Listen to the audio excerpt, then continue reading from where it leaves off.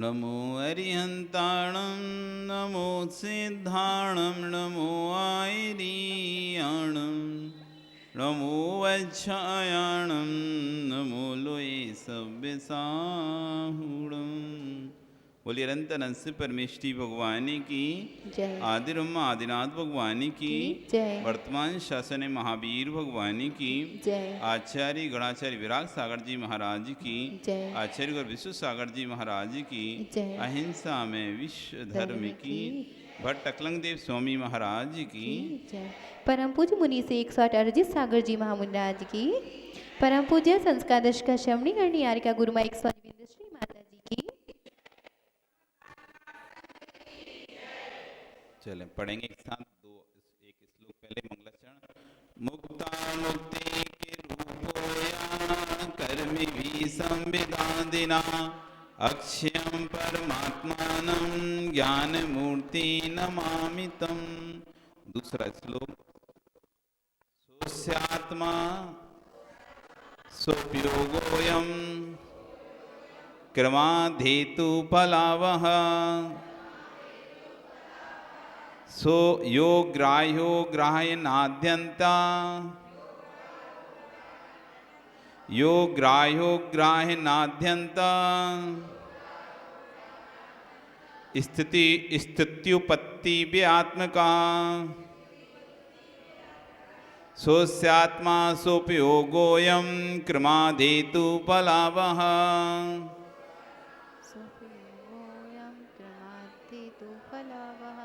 यो ग्राह्यो ग्राह्यनाद्यन्ता स्तुतिपत्ति व्यात्मकः।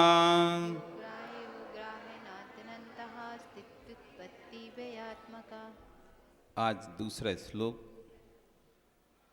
हम आचार्य भगवान भट्ट अकलंग देव कृत स्वरूप संबोधन ग्रंथ का द्वितीय श्लोक, जो कि बहुत ही न्याय तर्क से भरा हुआ है, देखने में सामान्य है लेकिन अंदर में इसके बहुत ही गहरा तत्व है।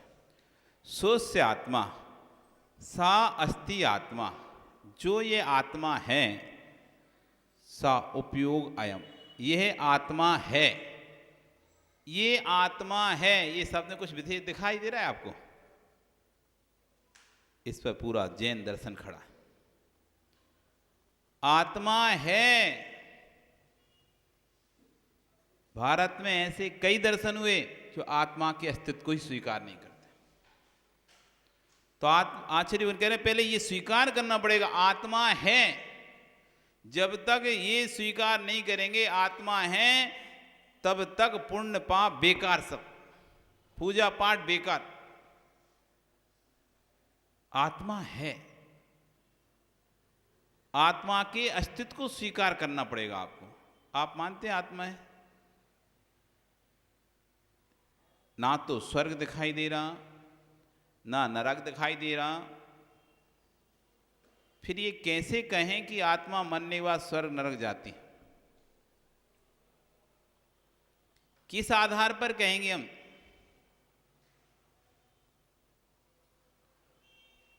हम यहां पर जो अच्छा करते हैं वो पुण्य के रूप में हमारे साथ जाता है, जो हम बुरा करते हैं वो पाप के रूप में हमारे साथ जाता है। ये किस आधार पर कहते हैं? कोई है आधार आपके पास? कोई आपसे पूछे कि आत्मा का अस्तित्व किस आधार पर आप मानते हैं, तो क्या उत्तर देंगे आप? आत्मा होती है, आत्मा होती है, इसकी सिद्धि करनी है आपको। आत्मा होती है, आत्मा होती है, इस बात की सिद्धि करनी कैसे करोगे? आत्मा दिखाओगे किसी को? आत्मा तो दिखती नहीं। आत्मा दिखती है विकास, तो कैसे सिद्धि करें आत्मा है?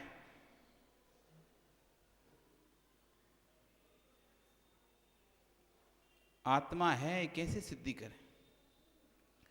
चार वाक दर्शन जो आत्मा के अस्तित्व को स्वीकार नहीं करता।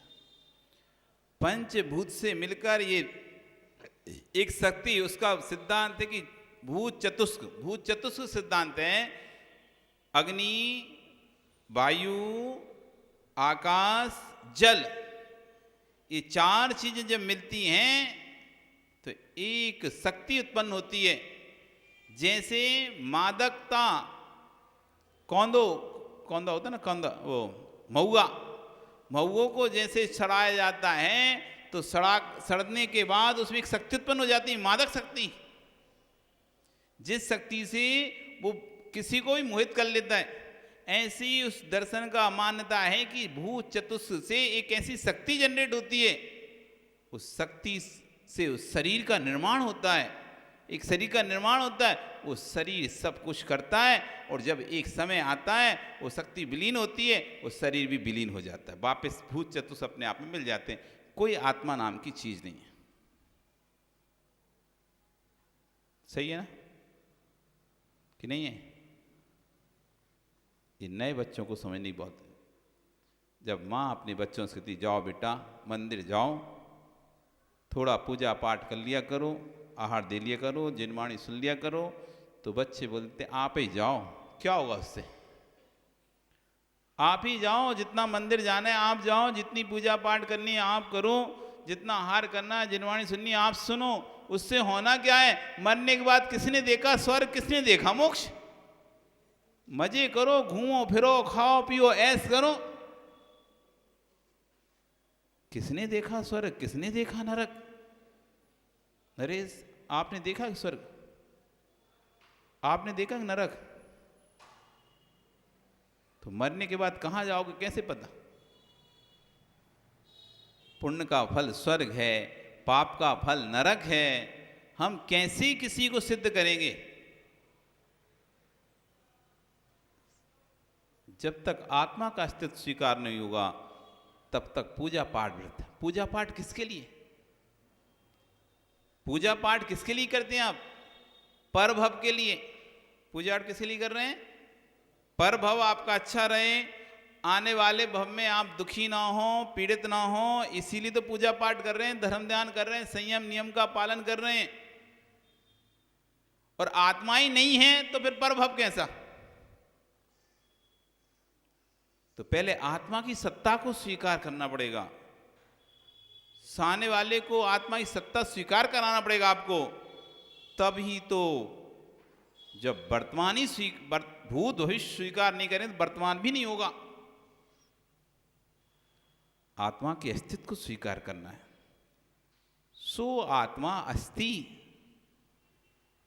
कोई आपसे पूछ ले कि पुण्य पाप होता है कि नहीं होता, क्योंकि ये तो एक अदृश्य चीज है पुण्य पाप। तो पुण्य पाप कोई दृश्य चीज तो नहीं हम ला के दिखा दें देखो ये पुण्य है और ये पाप है, ऐसा दिखा सकते हो आप कभी पुण्य पाप को? क्योंकि पाप करने वाले मजे में भी देखे जाते हैं, पुण्य करने वाले आपको रोज भगवान की भक्ति पूजा करने वाले दुखी देखे जा सकते हैं, परेशान हुए देखे जा सकते हैं। तो हम कैसे दिखाएं कि पुण्य पाप क्या है? आप दिखा सकते हो, सिद्ध कर सकते हो कि पुण्य पाप होता है? पुण्य पाप होता है ये सिद्ध कर सकते हो क्या? हाँ महाराज जी, हमारे शास्त्रों में लिखा है इसलिए होता है, हमारे गुरुजी बोलते हैं इसलिए होता है। ये तो आपके लिए है। जो शास्त्र हैं वो सिर्फ नरेश आपके लिए हैं, इनको मानने वाले सिर्फ आप हैं। जो जैन शास्त्र हैं उनको मानने वाला कौन है?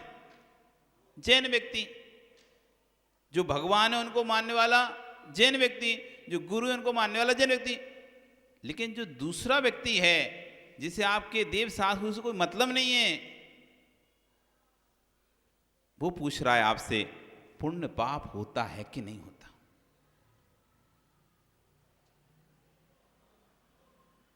तो आप क्या कैसे सिद्ध करेंगे पुण्य पाप होता है कि नहीं होता? इतने वर्ष तो हो गए पूजा करते करते, इतने जैन कुल में जन्म लिए, इतने वर्ष हो गए। कोई आपसे पूछ ले, आज बाहर का व्यक्ति आके, विदेशी व्यक्ति आके पूछ ले, दूसरे दर्शन का व्यक्ति आके पूछ ले कि विकास पुण्य पाप होता है, सिद्ध करो आप। क्या कैसे सिद्ध करोगे आप? क्या बोलोगे उसके लिए? पुण्य पाप होता है कि नहीं होता? जब तक ये छोटी जब तक ये दर्शन का बोध नहीं होगा, आप हंसी करा के जाओगे अपनी, चुपचाप बैठे रहोगे। अब कैसे बताएं पुण्य पाप होता है नहीं, कैसे दिखाएं हम पुण्य पाप? दिखा सकते हैं, पुण्य पाप होता है इस बात को सिद्ध कर सकते हैं हम। वो कहता है कोई पुण्य पाप नहीं होता, सब ईश्वर की इच्छा है। एक व्यक्ति कह रहा है कोई पुण्य पाप नहीं है, सब ईश्वर की मर्जी है। ओह, ईश्वर की मर्जी। ईश्वर कहते किसे हैं?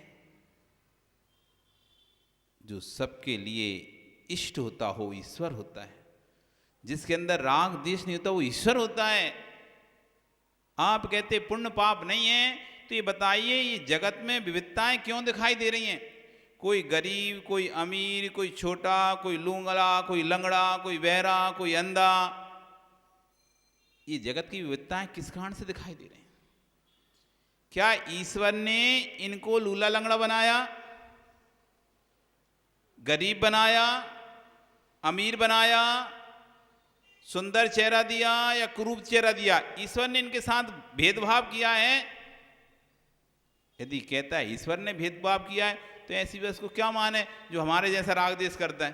भेदभाव करना तो आदमियों का, व्यक्तियों का, सरागियों का काम है, छदमस्त का काम है, जो चेहरा देखकर बात करते हैं, चेहरा देखकर काम करते हैं।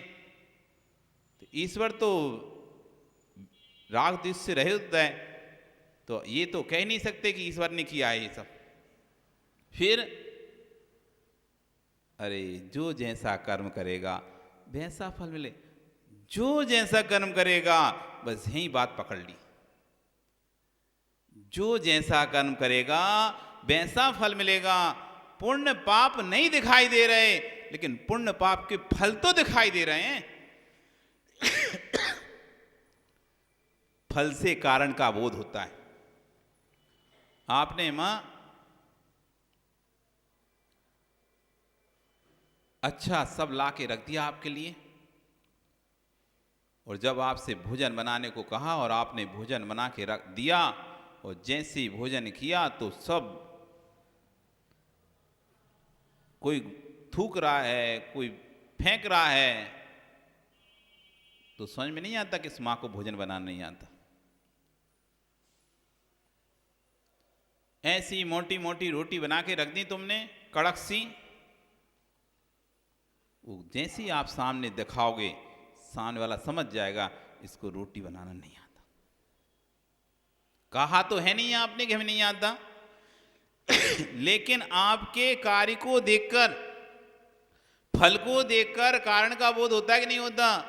अमुक फल दिखाई दे रहा है, इसका कारण क्या होगा? खांसी हो रही है, जुखाम हो गया, खांसी हो गई, क्या हुआ? कुछ अपत्य चल गया, अपत्य चल गया, ये कार्य दिखाई दे रहा है, कारण लगा लो।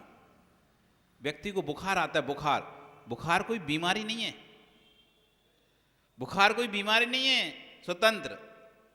जब शरीर में कोई भी चीज अनबैलेंस होती है तो टेम्परेचर बढ़ जाता है शरीर का।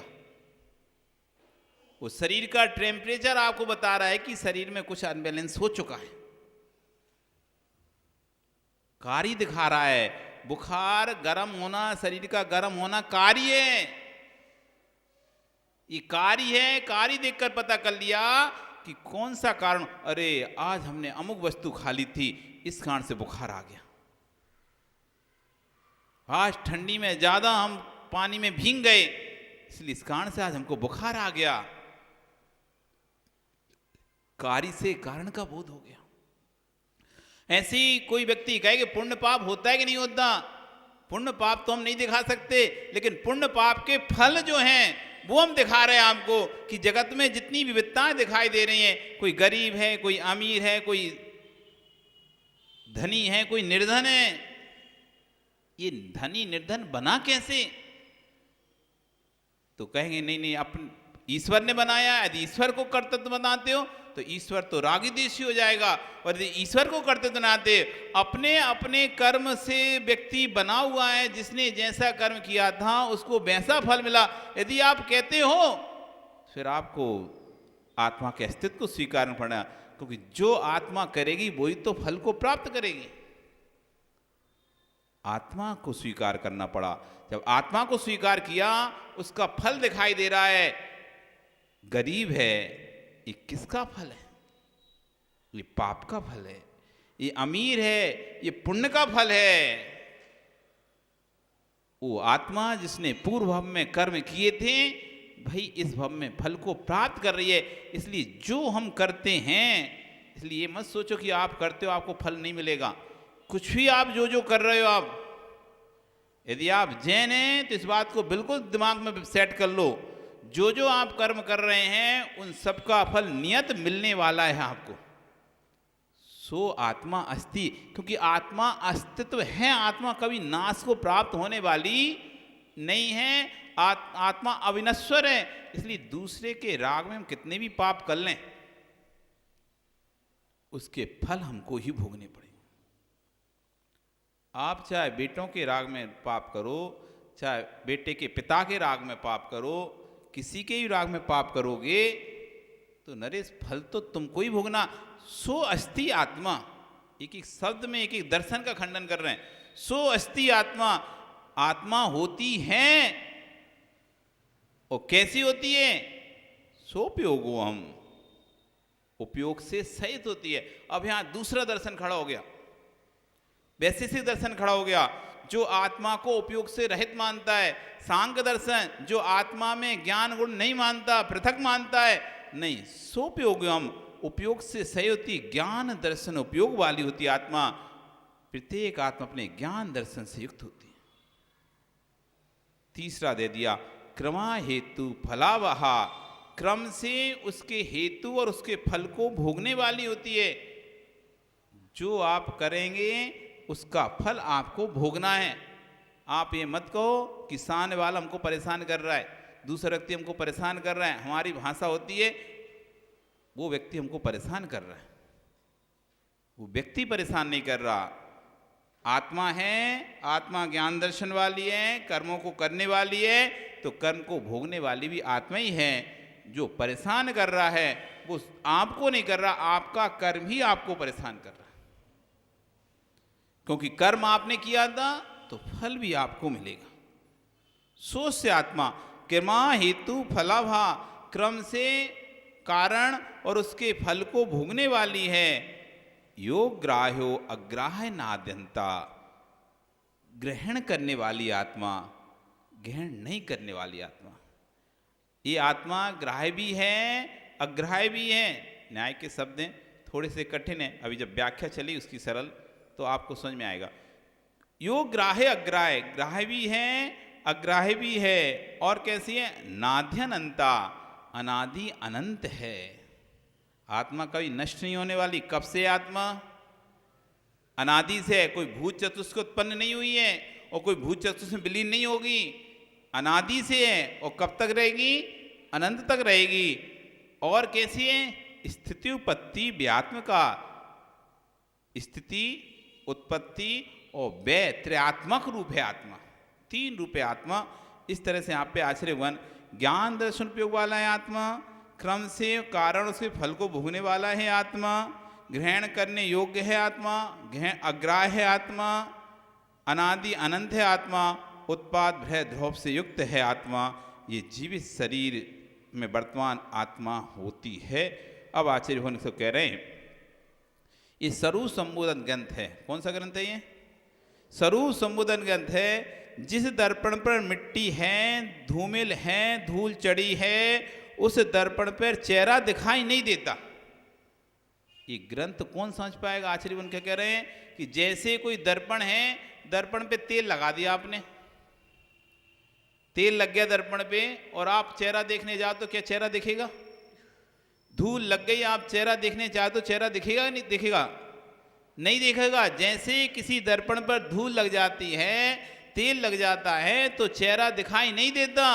वैसे ही जिसकी आत्मा में कसाय की धूल लगी हुई है, द्वेष की धूल लगी हुई है, उसको भगवान आत्मा नहीं दिखाई देगी, उसे वस्तु तत्व दिखाई नहीं देगा।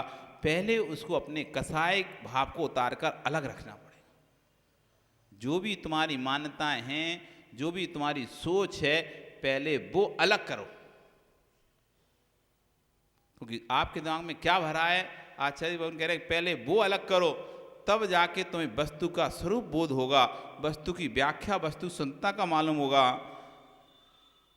जिस दर्पण पर मिट्टी है, धूमिल है, धूल चढ़ी है, उस दर्पण में चेहरा दिखाई ही नहीं देता।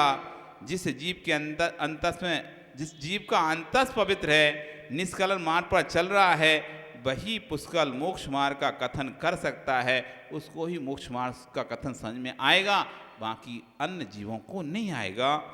जिसका स्वयं का परिणाम ही विपरीत है, जिसका बस का त्याग भी नहीं है, वस्तु का त्याग भी नहीं है, व्यक्ति का त्याग भी नहीं है, वह ध्रुव धाम भगवान स्वरूप की व्याख्या क्या कर सकेगा। इस ग्रंथ की व्याख्या करने के लिए कह रहे हैं आप आचार्य गुरु ना, जिसने बस का त्याग नहीं है, जिसका वस्तु का त्याग नहीं है, जिसका व्यक्ति का त्याग नहीं है, ऐसा व्यक्ति आत्मा की व्याख्या नहीं कर सकता, आत्मा के अस्तित्व की व्याख्या नहीं कर सकता। आत्मा के अस्तित्व व्याख्या वही कर पाएगा जो सर परिग्रह से रहित होगा। सबसे कठिन कुछ है उस भिन्नत्व भाव पर ध्यान देना। नहीं तो अन्न को छोड़ो, अन्न को जोड़ो, अथा ध्येय के संबंधी थे उन्हें छोड़ दिया तो भक्तों से जुड़ गए। एक ही तो मकान छोड़ा लेकिन अनेक मकान तेरे नाम पर बन गए। राग की गांठ जिसको गांठ है वो यही कहेगा, आप कितने ही दूर रहना, परंतु अंदर राग का स्पर्श कर रहा है वह छोड़ेगा नहीं। बंद व्यवस्था किसी से समझौता नहीं करती। आचार्य उन कह रहे हैं बंद व्यवस्था किसी समझौता नहीं करती। आप घर छोड़ दिए और दूसरा मठ बना लिए तो छोड़ा क्या? घर छोड़कर मठ बना लिए। पहले घर में रहते थे, घर को देखते थे, घर के सामान की व्यवस्था करते थे, अब एक मठ बना लिए अपना स्वतंत्र, अब उसकी व्यवस्था कर रहे, उसको देख रहे, उसमें कोई चीज की कमी हो गई तो उसकी पूर्ति में लगे हैं। तो बदला क्या आपने? छोड़ा क्या? पहले एक घर से राग था, पहले तो 10 बाई 10 के कमरे से राग था, अब 1000 बाई 1000 के स्थान से राग हो गया। छोड़ा क्या? बदला क्या? बंद व्यवस्था किसी समझौता नहीं करती। आप चाहे श्री अपनी जेब में रखें, चाहे दूसरे की जेब में रखा कर कहें कि मेरी जेब खाली है।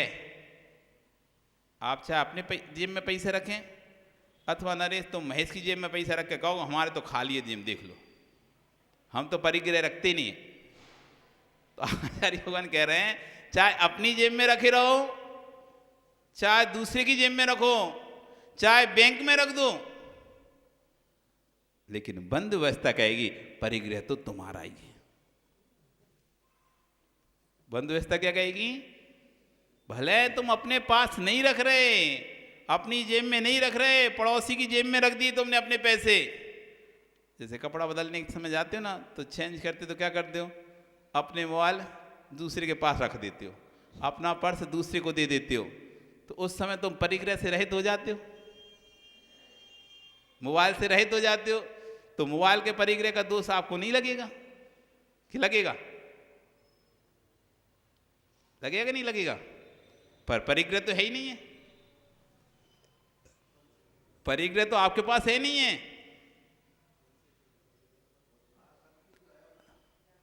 परिग्रह भले नहीं है लेकिन तुमने अपना भाव रख के दिया, मेरा है ये रखो। ऐसे थोड़ी ना दिया आपने, आपने कहा ना ये मेरा नहीं है लो तुम रखो, ऐसे तो नहीं दिया। मेरा है इसे आप रखो। तो रखने में भी क्या दिया आपने? मेरा है, ये मैं शब्द साथ में दिया है, इसका ध्यान रखना।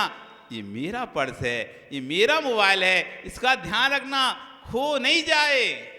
अब आपके पास तो है नहीं है, कोई कहे अरे आप परिग्रह रखते हो, कहाँ है देखो, कुछ तो नहीं है हमारे पास, खाली तो है। तो आप आश्चर्य करेंगे, बंद व्यवस्था किसी समझौता नहीं करती। आप चाहे श्री अपनी जेब में रखें या दूसरी की जेब में रखा कर कहें कि मेरी जेब खाली है, भैया मेरी जेब खाली है कि बैंक में सुरक्षित रखा गया है, देखो मेरी जेब खाली है।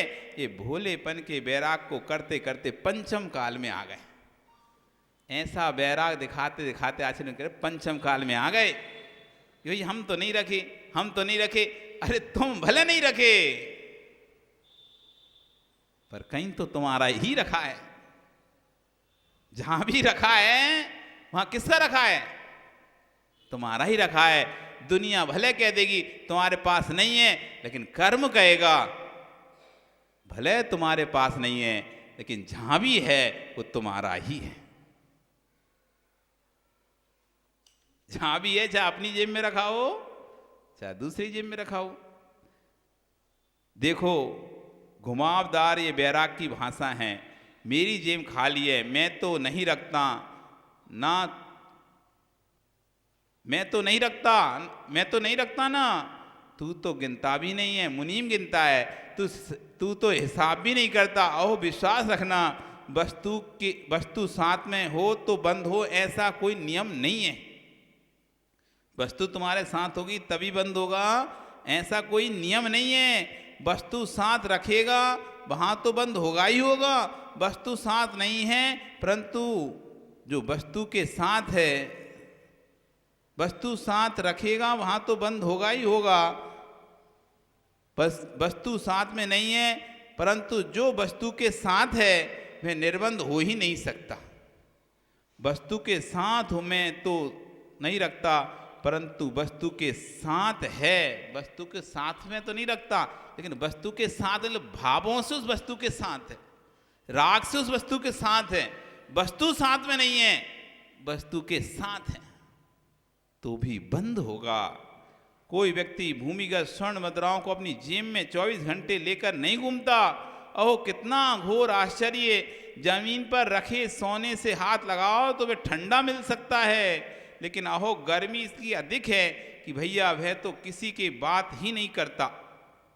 उसकी कह रहे हैं कि सोना जमीन से निकलता है ठंडा रहता है एकदम, तो जमीन का जो निकला सोना ठंडा होता है, लेकिन उसकी गर्मी जिसके पास जाता है उसको गर्मी चढ़ जाती है।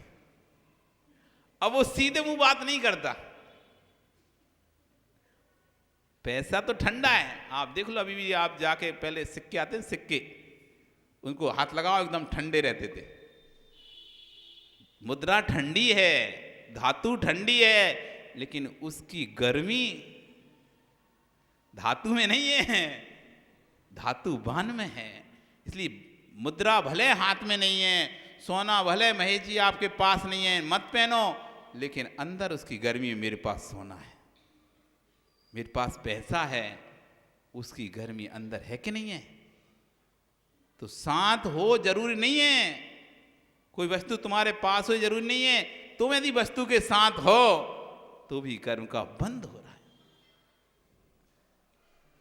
जैन सिद्धांत को आप कैसे अपने आप में पी सकेंगे, इस पर ध्यान दो। जितने युवा बैठे हैं बड़े ध्यान से सुनना। मैं देह हूं तो देह की त्रैकालिकता रहना चाहिए। मैं देह शरीर आत्मा हूं तो इस आत्मा की त्रैकालिकता को भी स्वीकार करना कि मैं भूत में भी था, वर्तमान में भी हूं और आगे भविष्य में भी रहूंगा। जब त्रैकालिकता स्वीकार कर लोगे आप इस तत्व की, तो आप कोई भी कार्य करने से पहले सोचोगे 10 बार कि इसका फल भी मुझे ही भोगना पड़ेगा, इसका फल भी मुझे ही भोगना पड़ेगा। इसलिए जैन सिद्धांत पर भी ध्यान रखना। हम चारवाक नहीं हैं, हम जैन हैं। इसलिए पाप करो, कसाय करो, द्वेष करो, लड़ाई झगड़ा करो, तो इस बात को ध्यान जरूर रखना, इस सब का फल मुझे ही भोगना पड़ेगा। भोगना पड़ेगा नहीं भोगना पड़ेगा? किसको? हमको, सबको, हमको भी और तुमको भी। ये नहीं समझना कि महाराज बन गए, मुनि बन गए तो फल नहीं भोगना पड़ेगा, इनको भी कर्म का फल भोगना पड़ेगा। तीर्थंकर भी क्यों ना बन जाएं, तीर्थंकर प्रीति का बंध भी क्यों ना कर लें, तब भी अपने कर्म का फल तो उनको भी भोगना पड़ता है, उनको भी कर्म छोड़ता नहीं है, फिर हमको क्या छोड़ेगा। इसलिए हंसते हंसते जब हम कर्म करते हैं, इस बात का ध्यान रखना, जब उसका उदय आएगा तो रोते रोते भी सहन नहीं हो पाओगे।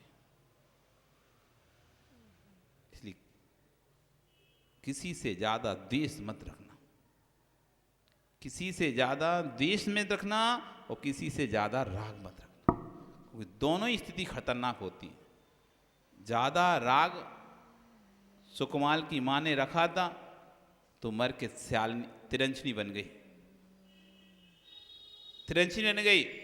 देश सुकौशल की भाभी ने रखा था तो मर के स्यालनी बन गई। राग रखा था, वो राग में मरी, बेटे के राग में मर के स्यालनी तिरंचनी गीदड़ बनी, गीदड़नी बनी। एक देश में देवर ने लात मार दी थी भाभी में, तो उसके देश में मरकर स्यालनी बनी। दोनों ने ही खाया, एक ने राग वाले ने भी खाया और देश वाले ने भी खाया। इसलिए किसी से ना ज्यादा राग, ना किसी से ज्यादा देश, क्योंकि राग भी खतरनाक है, देश भी खतरनाक है, दोनों ही बहुत खतरनाक है। चाहे तुम करंट के वायर को प्लस वाले को पकड़ो, चाहे माइनस वाले को पकड़ो, दो तार होते हैं ना प्लस माइनस के वायर के, तो कौन से को पकड़ेंगे करंट लगेगा, कौन से नहीं लगेगा।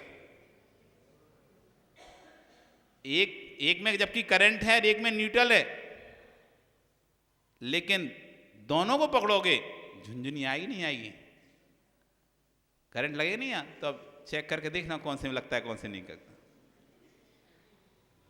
तो चाहे राग के वायर पकड़ोगे, चाहे देश का वायर पकड़ो, कोई सा ही वायर पकड़ोगे, करंट तो लगेगा, करंट लगेगा। इसलिए ना तो किसी से ज्यादा राग, ना किसी से देश। कृमा हेतु फलाभा, अपने ही फल का चिंतन करना। मैंने ही कर्म किया था, उसी का फल मुझे मिला है, दूसरे ने मुझे किंचित मात्र फल नहीं दिया है। ये कृमा हेतु फलाभा, जो इस बात पर विचार करता है, आचार्यगण कहते हैं ऐसा व्यक्ति ही इस तत्व को समझ पाएगा, क्योंकि बहुत गंभीर और गहरा तत्व है। क्योंकि हमको निमित्त को दोष देने की आदत है हमेशा। हम जब भी दोष देते हैं तो कभी अपने आप को दोष नहीं देते, हम जब भी दोष देते हैं दूसरे को दोष देते हैं, उसने किया इसलिए ऐसा हुआ, वो नहीं करता, वो हमें गुस्सा नहीं दिलाता तो मुझे गुस्सा नहीं आता, मुझे उसने गुस्सा दिलाया इसलिए मुझे गुस्सा आया, इसलिए मैंने ऐसे बोल दिया। वो नहीं बोलता, मैं गुस्सा नहीं करता तो मैं भी ऐसे नहीं बोलता। हमेशा पर ही आरोपित करता है, कभी ये नहीं कहता मेरा उपादान कमजोर था। वो तो बहुत सारे कार्य के लिए बोलता है, हर कार्य को तो मैं करता नहीं हूँ, फिर इस कार्य के लिए मैं क्यों गुस्सा किया, क्योंकि स्वयं का ही मेरा उपादान कमजोर था, मैं सामने वाले की बात को सहन नहीं कर पाया और गुस्सा आ गया। उपादान किसका कमजोर था? स्वयं का था, दूसरा तो निमित्त मात्र बन गया, लेकिन कमजोरी हमारी थी। जब ये बात स्वीकार हो जाएगी कभी दूसरे पर गुस्सा नहीं आएगा। तुमने क्या किया? तुमने थोड़ी ना कुछ किया, उपादान तो मेरा ही कमजोर था। यदि मेरा उपादान सशक्त होता तो कोई कितना भी गुस्सा दिलाता, मैं गुस्सा करते नहीं। तो स्वयं की जिस दिन गलती स्वीकार करेगा व्यक्ति, तो सारे झगड़े खत्म हो जाएंगे। जितने झगड़े हैं वो पर निमित्तिक हैं, दूसरे को हम निमित्त बनाकर अपना सारा आरोप उसके ऊपर डाल देते हैं और झगड़ा हो प्रारंभ हो जाता। इसलिए यहाँ पर क्रमा हेतु फलाभा आपका समय हो गया। कल फिर आओगे तो कल यहाँ पर आचार्यगण और अच्छी बात कहेंगे, उसको हम यहाँ समझेंगे, तीसरा श्लोक समझेंगे। बोली भगवान महावीर स्वामी की।